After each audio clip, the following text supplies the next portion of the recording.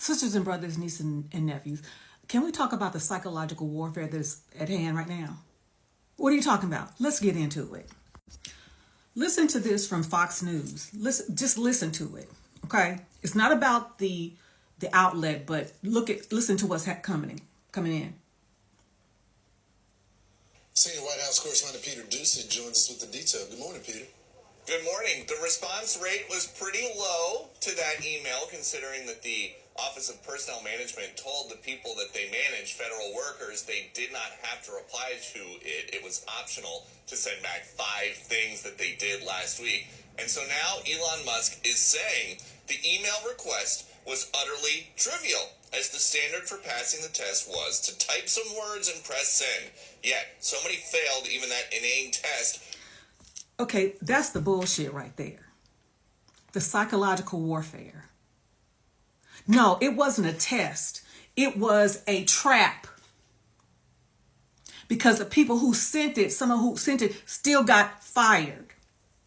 Because like the other post, they are using this data to put into their AI to find out who's where and axe them. But see, that's the psychological warfare that he's playing on you all also, because, you see what contempt they have for the the federal service, the nerve. Let's go.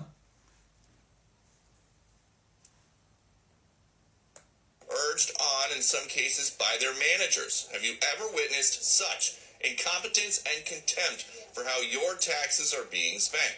Makes old Twitter look good. Didn't think that was possible. And so this is what's coming next. Musk says, subject to the discretion of the president, they, federal workers, will be given another chance. Failure to respond a second time will result in termination.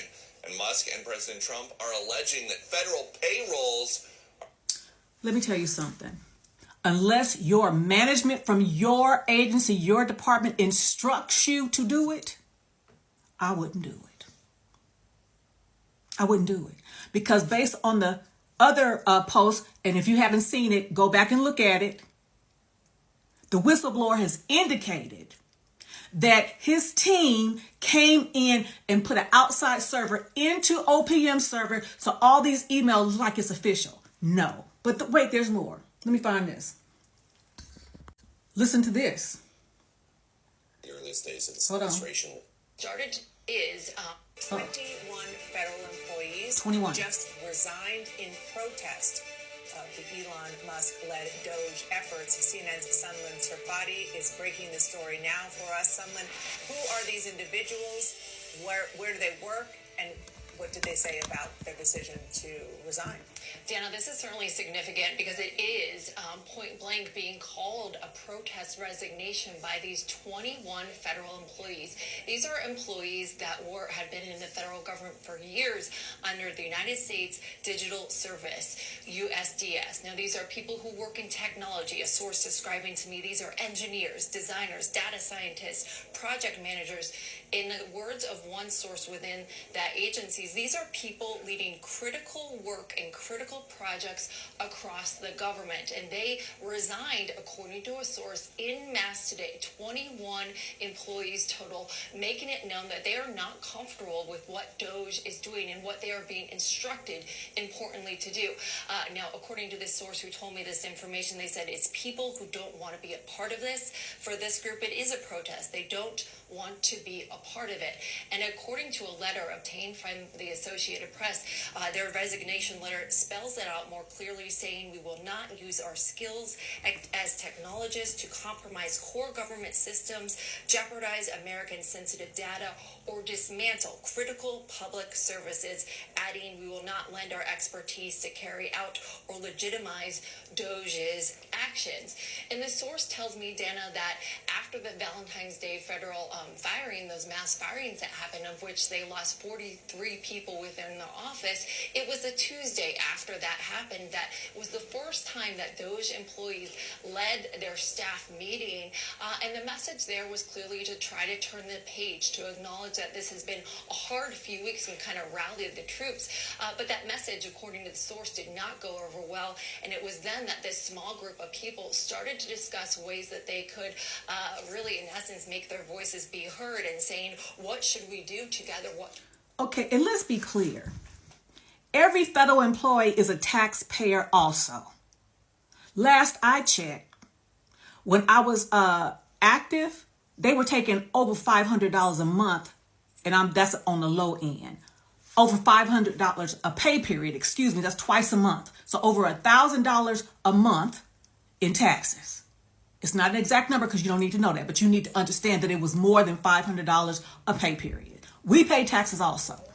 And there's another thing. Many of us, not only do we serve, or we serve above and beyond, because using myself as an example, a lot of times we're working when we're not even getting paid because we're dedicated to the cause, particularly if you're non-bargaining. Because if you're bargaining, you have to be compensated.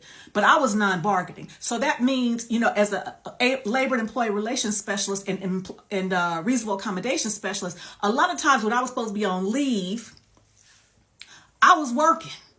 Even my mom asked me, aren't you supposed to be on vacation? Why are you working? I said, because I want to make sure people have this information as it relates to FMLA for themselves or their loved ones. As it relates to reasonable accommodation information so they know what qualifies and what doesn't. As it relates to employee relations, if the employee and or management is doing or not doing what they're supposed to be doing.